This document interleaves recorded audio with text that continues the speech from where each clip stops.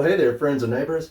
It's your buddy Matt from MDW Guitar Works again, and it's been a little while since I did a video. I just had a lot of little stuff to do, and so I haven't been able to do any projects that were kind of worthy of a standalone video.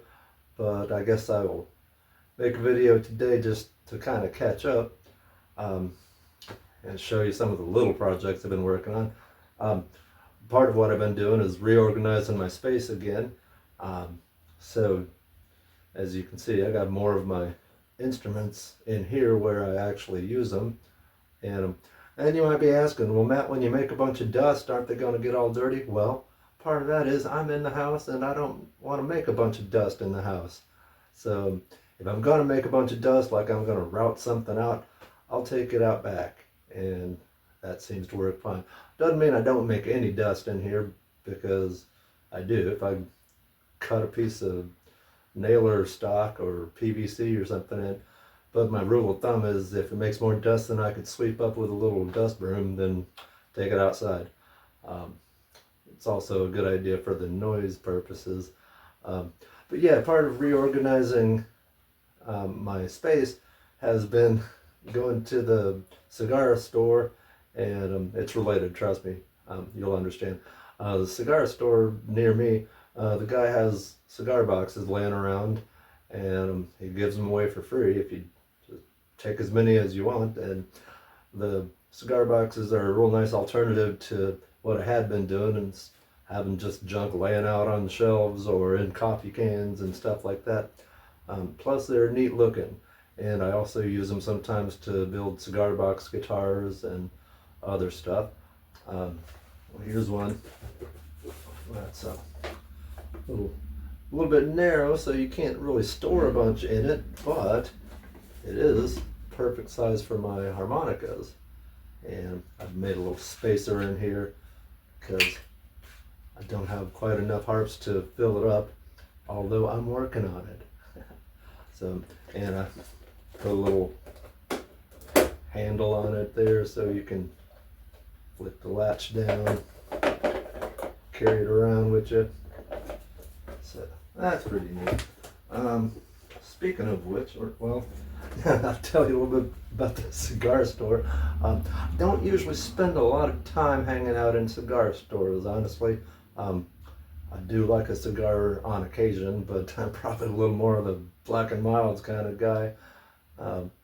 But you walk into the cigar store and it's kind of a unique environment, let's just say. I mean, so I walk into this one that's near my house, and of course you walk up and there's a big old 4x4 crew cab with a lift kit parked out front, and go in there and they got Fox News on 5 different TVs and all that good stuff. And the funny thing, I'm not going to judge anybody for their particular inclination. Oh yeah, I sometimes would, but yeah. This guy, I'm overhearing him talking to his buddy. This is the owner of the store, talking about how he got this insurance policy, workers' comp insurance for his business, that he was planning on filing a claim for some injury that he got. And as it turns out, the fella he had bought the insurance policy from was also a crook, and winded up ripping him off for I don't know how many bucks, but he was mad as hell because he got ripped off from the company that he was trying to rip off.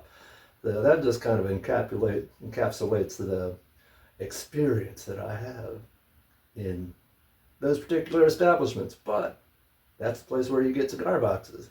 And I joke around, kid, with the guys, walking in there telling them, well, I just need to get cigar boxes so when I die, somebody's going to wonder why I got 5,000 rubber bands and guitar picks. And that's, when you get older, you got to have your fun where you can get it. So anyway, got the cigar boxes. That also relates to some of my new harmonica adventures. Let me see here. Oh yeah, I got a minor key harmonica.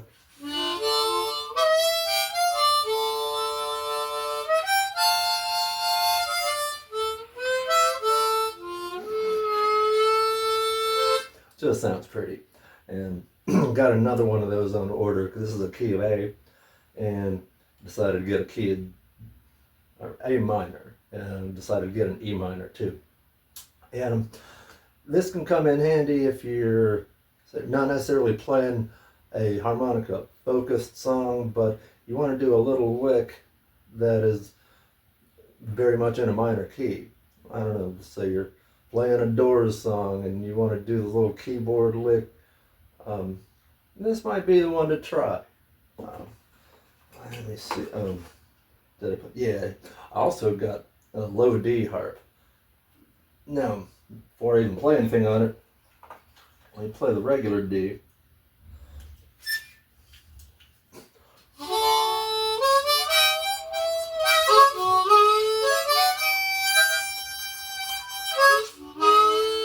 Sounds fine, it's fine, but as harps go, D is on the higher end of the register. Like by comparison, I'll play a G, which is a lower harp. You got some more low end going on there. You can get some growly kind of gut bucket blues going on. You know, but it's fine. But I play Irish music and I'm learning more on harmonica. I've played harmonica for a while, but haven't really thought much about playing Irish music on it. But a lot of that stuff's in the key of D, and you try playing the melody, and on the regular D harp, it's just all high pitched and squeaky. So I got my low D.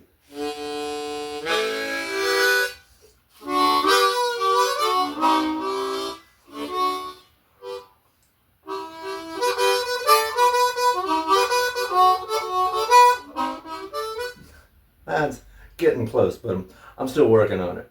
But you can hear how the low D puts the melody down in this register, which is really cool sounding, and it kind of duplicates the register that a concertina or a melodeon, button accordion, would be in.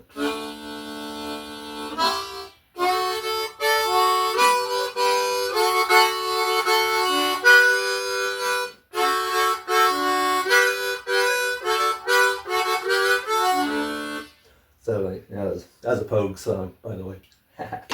But anyway, I'm having fun with that. Good use of cigar boxes, and what else? This is the bouzouki that, if you've watched my videos, you saw.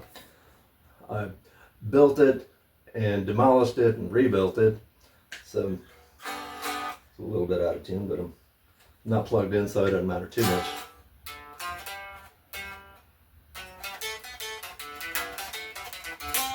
One of the things I did with it recently was kind of rejiggered the tailpiece down here, and rebuilt the bridge so it's much lower profile, which was able to bring the action way down, so it's nice and smoothly playable way up as far as you want to play up here.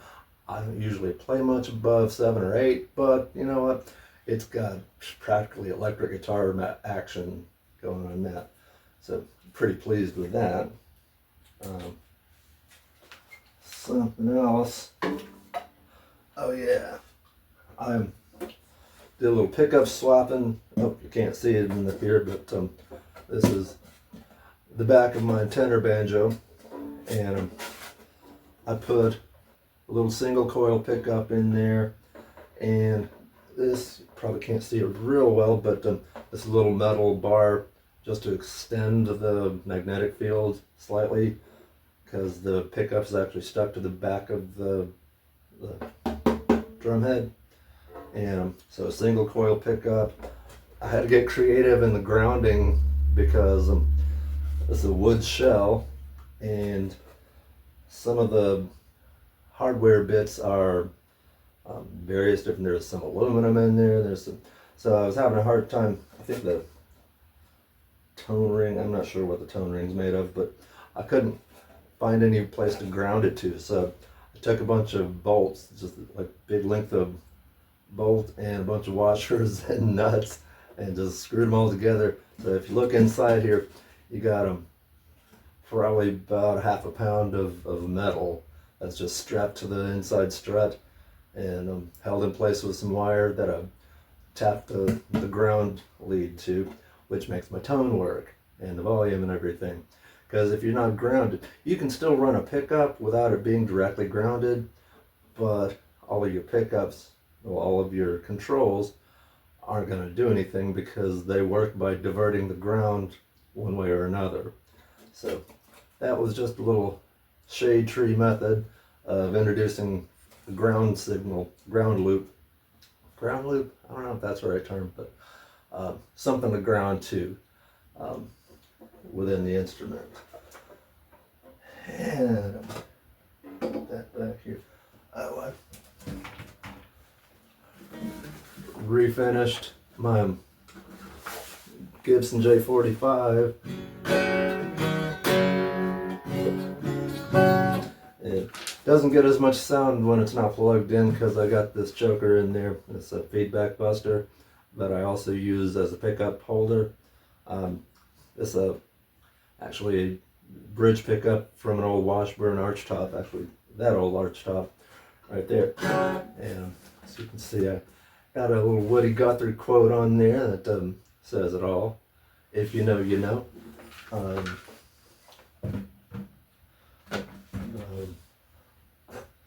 Well, I didn't think I did a video on this one, but this here's my 12 string that I was given by the widow of Dan Stevens, who was a singer-songwriter who lived down the street, passed away very recently, and this was his 12 string.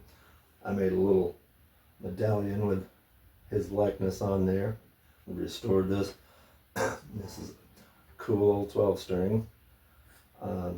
Also handmade in St. Pete, Florida, back in the mid-70s sometime. And guitar shop's not around anymore, obviously, but let's see, where else was it going? I think that covers a lot. Oh yeah, right here. I started to dust off my pedals and put them back together in a nice little compact pedal board. I don't use a lot of pedals when I'm playing live, but it's nice to have the option. Like this here, I think I would have thought this through before I started shooting, but this here's a tuner. You need one of those. My main guitar has a tuner in it, but not everything that I would be plugged into has a tuner built in. If I brought that Gibson to a gig instead of my Ibanez, I'd need the tuner pedal. And it also works as a mute pedal.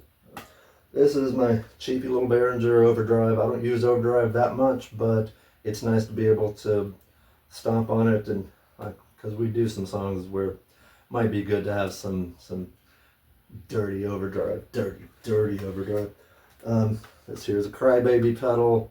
Again, don't use that much for our style of music, but this is a volume pedal, which main reason for using that is if you wanted to do a volume swell, like cool effect, but not really essential. It's a little cheapy vibro pedal, vibrato pedal. That's atmospheric at best, or if you're going to do a CCR song, you know. And then down here is an analog delay. Not a super high-end one, but and most of the time when I use it nowadays, I have kind of just a sort of slapback echo on it that gives you that kind of 50s sort of feel. Listen to old rockabilly bands, a lot of times the guitar is going to have that ba-down, ba-down, ba-down kind of attack. And it's a nice thing. I think I'd use it for like a Johnny Cash song or something. I did Folsom Prison Blues, it might be a cool sound. But alright, so editing Matt here. Just realized I forgot to show you something I've been working on. This is a traditional old harmonica holder, and you use it by springing it open like that, sticking the harmonic in there, putting it on, and it holds the harp where you need it. Um, One thing I did with mine is, I don't know if you can see, I lined the inside of the top and bottom with felt, and that just, I think, holds it a little more securely and keeps it from scratching up your harps, which nobody's going to see it that close besides me, but I still don't want it scratched up because they're a perfectly good musical instrument. The other thing I did with it was, you'll see these screws here. Those are little catches for this little length of chain, because this little tension knob here is supposed to hold everything securely in place, but it doesn't cut it. I don't know if that's because it's old, but I don't remember it ever holding that well. So you're chasing after the harp, and that's no fun. And you don't have enough tension to actually dig in deep. And if you want to do some bends or something, you know, you're kind of stuck. With the chain on there, you can reinforce that little joint there. Bring it in real close. And now, it's hard to do this without being able to see, but there we go. I think that's about it. Right. See, I got enough tension on there. Now it's going to be a little bit, you got to get the hang of it a little bit to combine singing and playing harp, but once you know you got it tight enough, it'll sit pretty snugly on your chin and you can sing. Just kind of raise your neck. If it's tight enough to play, it won't go past your little ball on the end of your chin if you got one of those. I'm assuming that your chin has one of those. That's probably bad of me. But anyway, this is very securely chained in place, so it's not going anywhere.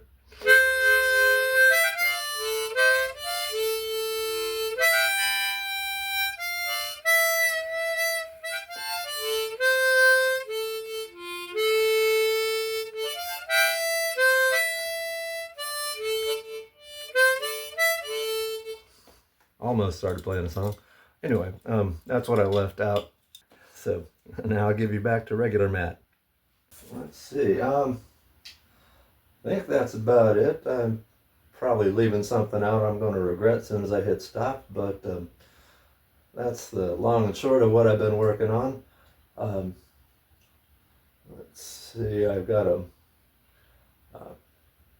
few other things that I'm planning on working on. I'll tell you about when that comes along. I don't even know why I mentioned it. Obviously, time moves forward, dude. Things are going to happen. So I'll bring you along when they do. So if you like the video, make sure you click like and subscribe and all that good YouTube stuff. And I'll be talking at you soon. Bye now.